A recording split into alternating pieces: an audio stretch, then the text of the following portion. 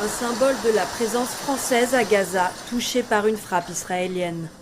Le bâtiment de l'Institut français, situé dans l'enclave, a été entièrement détruit par l'armée de Tel Aviv. Le Quai d'Orsay a fait part de son incompréhension et a sommé Israël de s'expliquer. Mais, pour certains Français, la réponse du gouvernement manque de fermeté à l'égard de Tel Aviv. En fait, il y a un soutien au gouvernement israélien qui est insupportable, dans la mesure où le massacre, là, aujourd'hui, c'est le massacre du peuple palestinien à Gaza. Et donc, il y a une espèce un silence sur le massacre qui est perpétué depuis 2 semaines.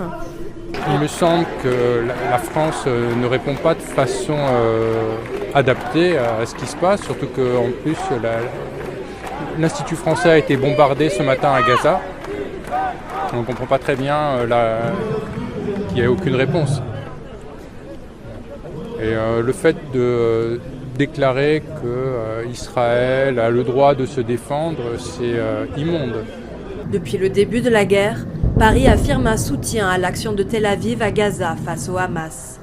Mais la France a multiplié ces derniers jours les signaux d'alerte. Il ne s'agit pas de condamner l'État d'Israël, puisque précisément le président Emmanuel Macron avait dit le contraire. En se rendant en Israël, en confirmant à travers ses rencontres avec Mahmoud Abbas à Ramallah, avec Abdallah II à Amman et avec Abdel Fattah el-Sisi au Caire, que la position française ne visait pas à condamner l'État d'Israël, mais à exiger un cessez-le-feu humanitaire immédiat. En tout cas, elle ne peut pas critiquer l'État d'Israël et, d'une certaine façon, valider la position de Hamas. Par contre, ce qu'elle peut faire, c'est demander à ce que l'on revienne aux résolutions onusiennes, aux nombreuses résolutions onusiennes, et notamment la plus importante, la résolution de 1967, appelant à la création de 2 États reconnus internationalement. Cette semaine, 2 enfants français sont décédés dans les bombardements d'Israël.